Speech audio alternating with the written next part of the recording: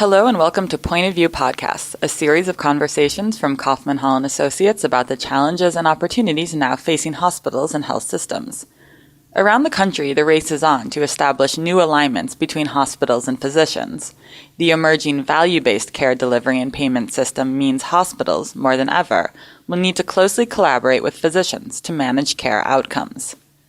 To explain the importance of this new alignment and how to successfully form these relationships, we are joined by Jim Pizzo, Managing Director at Kaufman Hall and Associates and Head of the Physician Strategy Practice. Jim Pizzo, why is alignment between hospitals and physicians so important today? Physicians basically control the treatment of all the patients across all the settings and all the sites. So even though the physicians many times are not employed, not contractually obligated, or not even formally part of a health system, they are the individuals in charge of that patient's care. They can drive the quality, they can drive the outcomes, they can drive the cost of care. So as we migrate towards a value-based system, having better alignment with physicians will allow health systems to better manage care, to improve quality, and to drive costs down.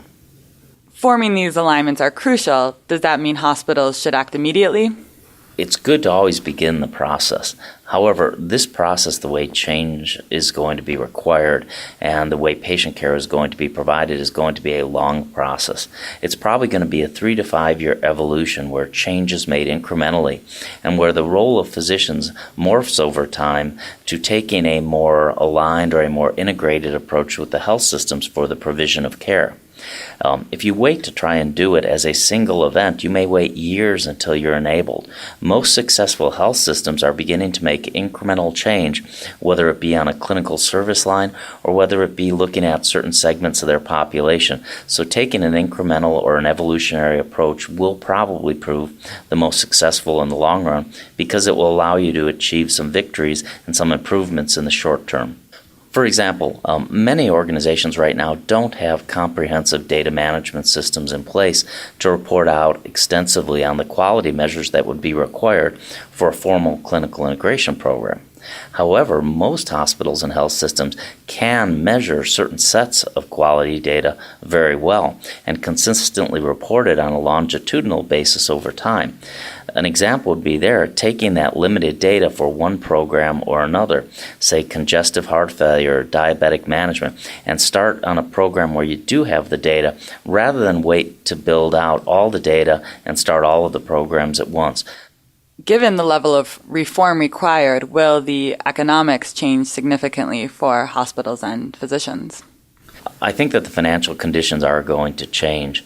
Given the level of overall reductions in spending that they're discussing in Washington, given that payers and employers are looking for lower escalation rates in the cost of healthcare, there will be less future money available to spend. However, the way that may impact physicians is going to vary widely. For some who operate under the old volume-based system, it may mean less. For health systems and physicians that come together and work together under a value-based paradigm, they will be able to potentially minimize the impact of reductions in reimbursement by really focusing on value, where incentive payments are out there to be achieved through better value, better efficiency, and better access. You have some observations from the field on this. What have you learned from leading institutions that have already entered the value-based market? First, I think you have to have incremental change and have some early successes to build the confidence of the physicians and the trust required to convert from a volume-based mentality over into a value-based mentality where you may have to do less, but you may be able to earn as much by doing less requires a level of trust. Some of the leading institutions out there have taken on very limited programs in scope and scale so that they can prove their ability to do that. And in doing that, they've built confidence and trust with their physicians that they can do better for patients in terms of quality and efficiency and access, and at the same time preserve their levels of current income. So those people who are trying to demonstrate some of the smaller but earlier successes are the ones that are beginning to build momentum. So if we look at one of those programs would be the use of generic medicines. Many organizations have demonstrated some very early successes by moving their generic compliance rates up substantially in the short term. This requires very little change in terms of how physicians treat their patients, but can have an enormous financial impact and the overall cost. How do hospitals go about selecting who to exclude or include in their aligned physician network? This is probably the most difficult decision or the most difficult process a health system is going to have to undertake. Because if you include all physicians from your organization currently and you expect a different result, you're probably fooling yourself. So to drive the high-value network or the high-performing network of physicians is going to require you to either eventually scope down the size of this value network or only invite certain people to participate in it. And as a hospital leader or a health system leader, your goal historically has been to try to keep the environment as positive for as many physicians as possible. The challenge here will be how to establish a network of higher performing physicians who are willing to adhere to a set of clinical guidelines that they as a group determine is most appropriate. Two approaches to that are, one is you invite everyone in, and then over time, through physician oversight and governance, you would self-select out those who aren't meeting and following your quality guidelines. The other way to do it is to only invite in a more narrow network. However, this is easier said than done, because for leadership to come in and make that determination ahead of time can many times seem somewhat rash in terms of who's invited in or not. So most of the organizations right now are choosing to invite in basically any willing participant, but then over time allowing physician leadership through operating governance and quality councils to determine who will remain part of the value-based network going forward. What are some examples of alignment? There are three basic forms of physician alignment out there for hospitals and health systems today. The first and the most obvious is direct physician employment, and clearly that's been a trend for the last 3 years that has been growing and is expected to continue growing into the future. Now, that's one option. At the other end of the spectrum are what we call complementary alignment strategies, and these are for the physicians who are determined to and many times really seeking to remain independent. I believe there is a role for independent physicians, and I believe they will continue to be successful. And you as a health system have to figure out ways to align with them through customer service initiatives, technology initiatives, concierge programs, and other things that don't bind those physicians contractually.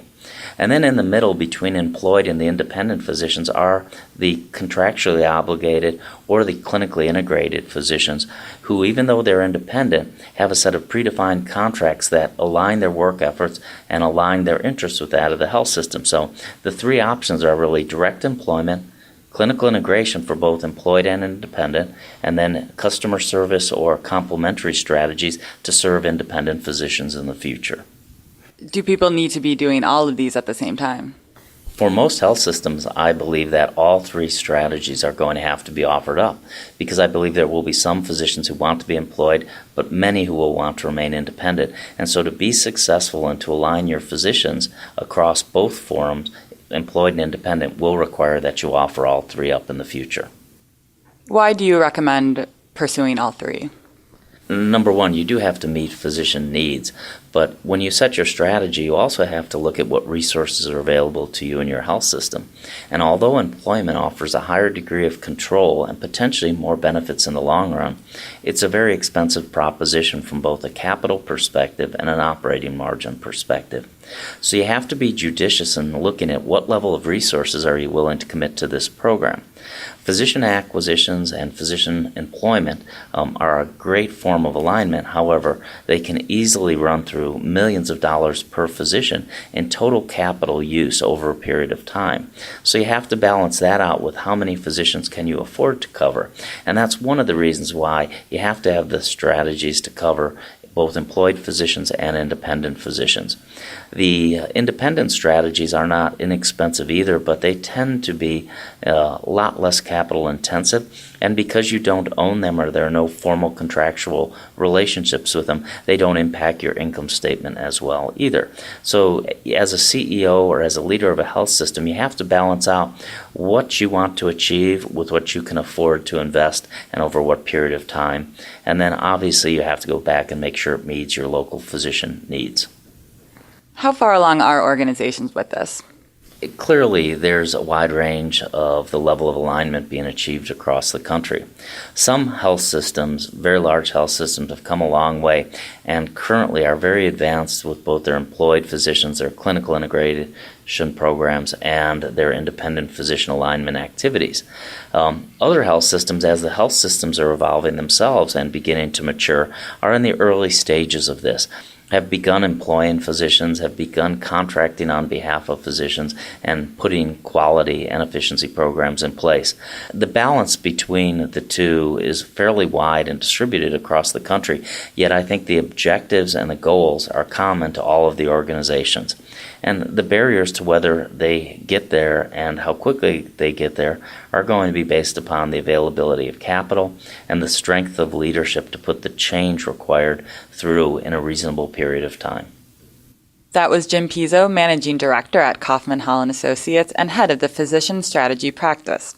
To hear more in this series, Point of View Podcasts, visit us online at www.kaufmanhall.com.